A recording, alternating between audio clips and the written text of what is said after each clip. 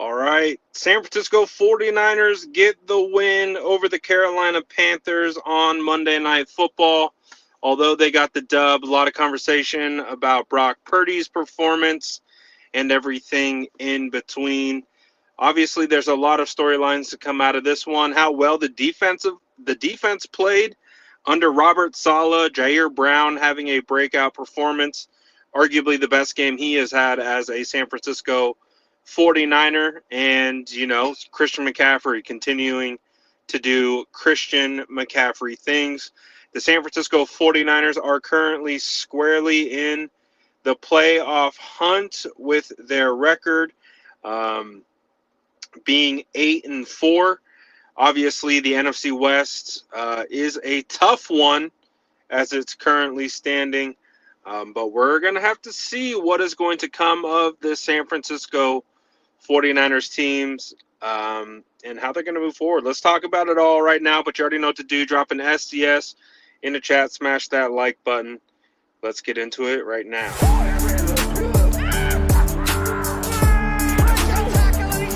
Smash that like button if you haven't already. Love to see it.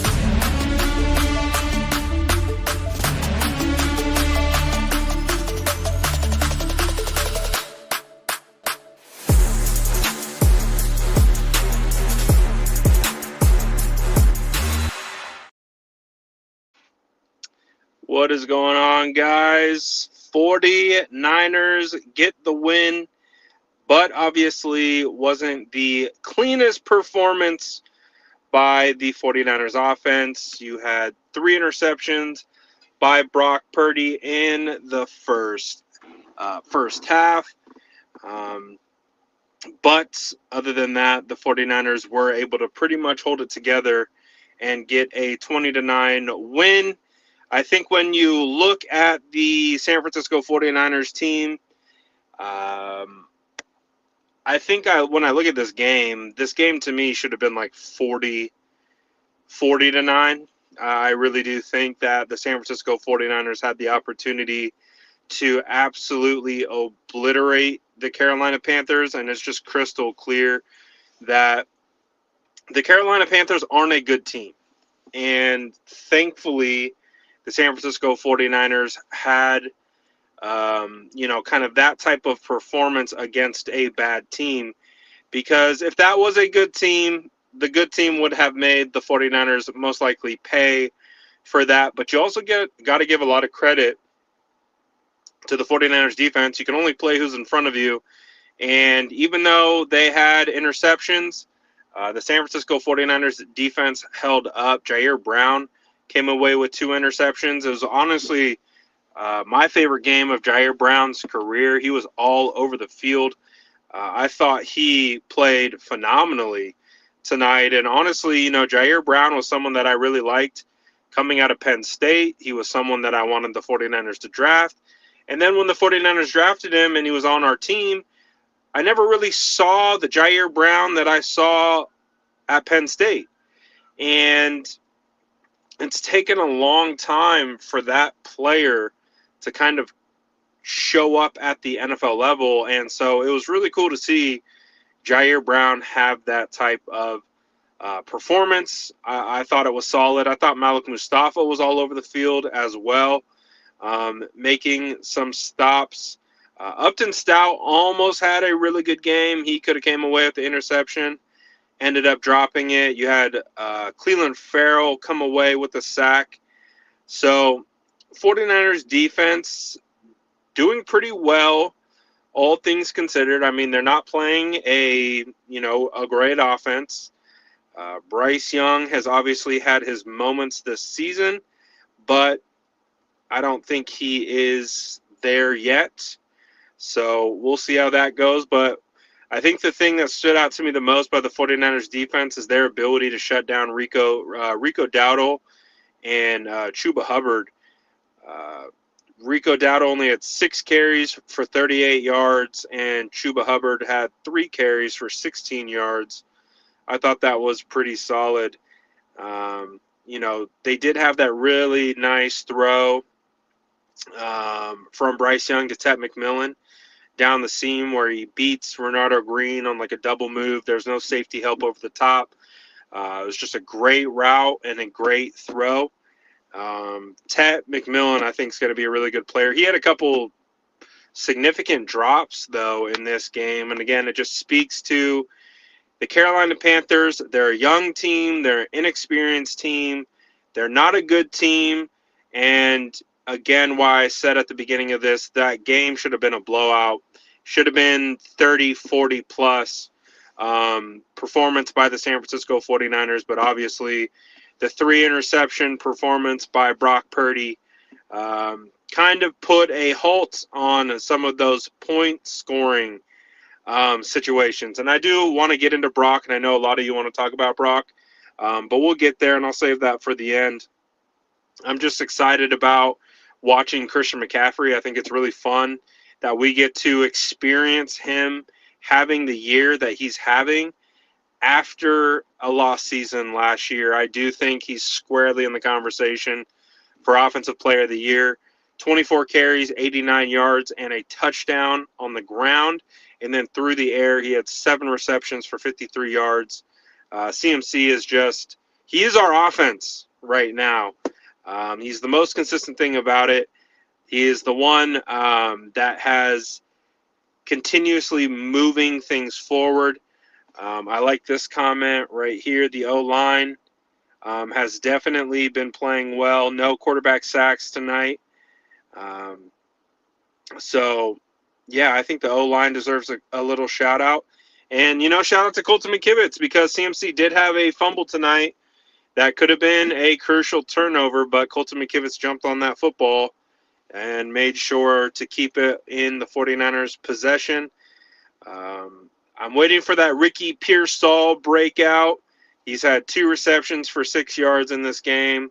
Nothing crazy, but a guy who's continuing to play pretty well is Juwan Jennings. 5 receptions, 41 yards, and a touchdown. It looked like he was stopped on about the 5-yard line by 3 different guys, and he was able to run through that defense and get a touchdown. The defense got so frustrated with Juwan Jennings that they had to take a cheap shot and punch him straight in the testicles. And obviously, we saw everything to transpire after that.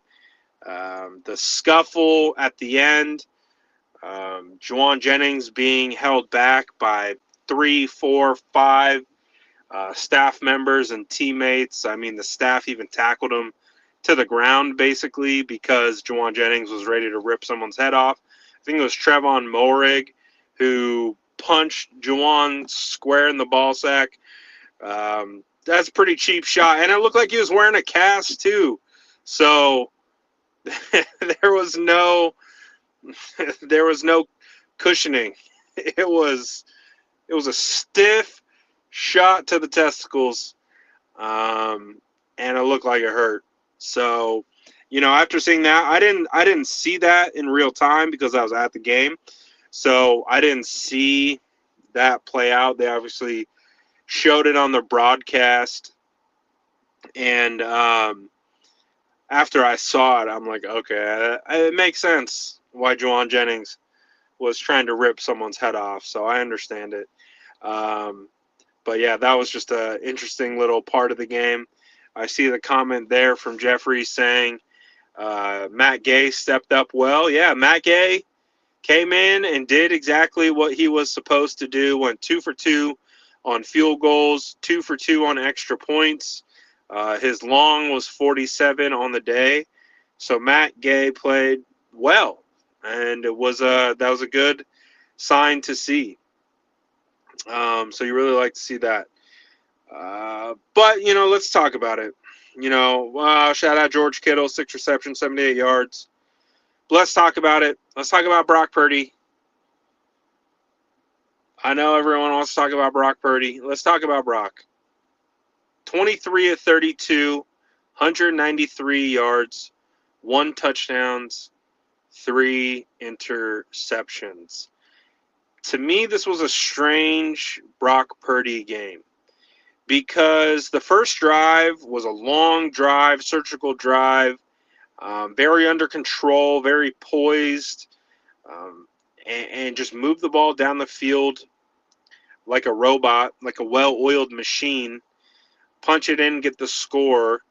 And then after that, you have them driving down the field. Brock Purdy actually makes a really good play. He makes a play where he avoids a sack. Then he runs up the middle, and he even does a first down celebration. I've never seen Brock Purdy do a first down celebration. He did the whole, like, I'm like, oh, Brock is feeling himself. And I'm like, I love to see that, because when we get a confident Brock, we normally get good things. And the very next play, I think it was, he threw an interception.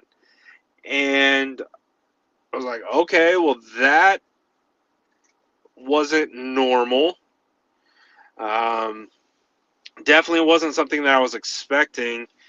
And then it just felt like from that point on, he just was erratic on some of the throws. Like even on the throw where he's running up, I can't remember who it was. It might have been Kittle, who was kind of coming across the field from right to left, over the middle, kind of fading toward the goalpost.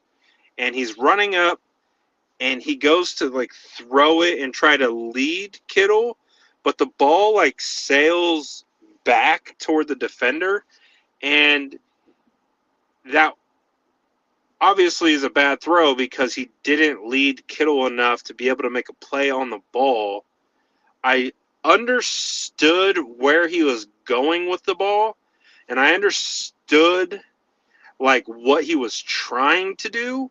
It just didn't happen.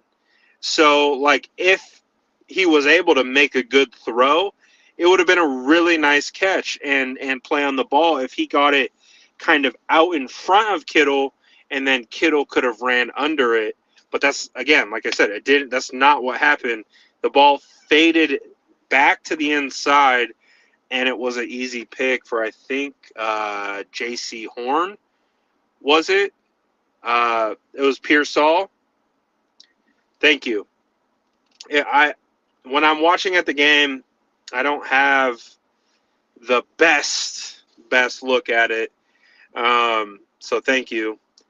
So it's Pearsall, I guess. But I saw the idea of what he was trying to execute there. So that one, I didn't have a huge disdain for the decision. It was just poorly executed because the ball was inaccurate. And then it turned into an interception. And then after that, it just felt like he almost had 2 or 3 more interceptions or potential interceptions where the ball sailed high. You had one where Kittle almost looked like he was playing defense on the pass. So, the one where Pearsall waited too long, or Brock Purdy waited too long. Pearsall was open in the zone, and Brock was a step late, and because of that, it allowed the cornerback to recover. It wasn't a huge window, but it was enough of a window that he was open if it was on time. But because it wasn't on time, the defender was able to recover, make a jump on the ball, get the pick. So it's just a brutal one because obviously of the narrative. I get it. I get this league. I get what it is. The second you get paid, everyone's trying to justify why you got paid. And if you don't justify why you got paid, they're going to come at your neck. I've seen it with so many different quarterbacks. So I'm not surprised that it's happening to Brock. And for Brock, you can't go out there and throw interceptions. And if you do that, the conversation is going to be the conversation. So I can't even, I get it. Like, I get where people are coming from. I get why people are frustrated. I get the conversation surrounding, seeing what Mac Jones was able to, I get it. So for Brock, it just has to be a situation where he can't let it affect him. And I don't think it will. I do like how Brock responded in the second half. I mean, they obviously uh, dialed it back pretty significantly. They kept everything very short to intermediate, whether passes out to the flat or screens or things like that. They really didn't push the ball too much downfield. They kind of reverted back into kind of control the ball mode, and they're just like, just don't turn the ball over. Just let's get out of here with the win. The defense is holding up well. This isn't going to be a shootout unless we make it a shootout. So I thought they responded well. And I think Brock will respond well. I think next week is definitely going to be a challenge against the Browns.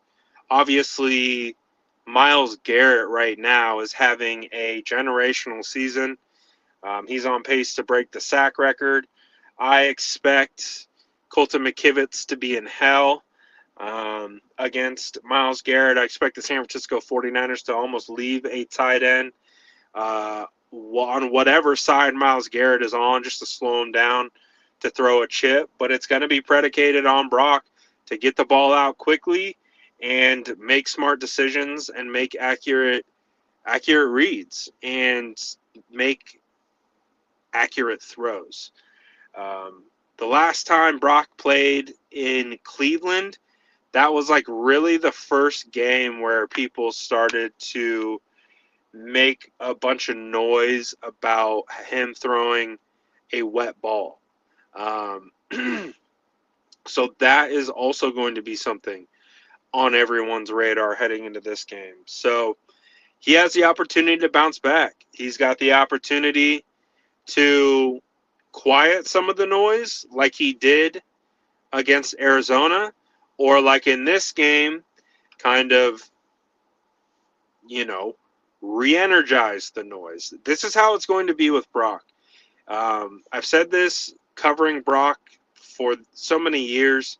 It doesn't matter. When he plays really well, they're going to talk about him extremely highly, in a very high regard. And then the moment he has a bad game, he's going to be talked about like he's the worst quarterback in the NFL.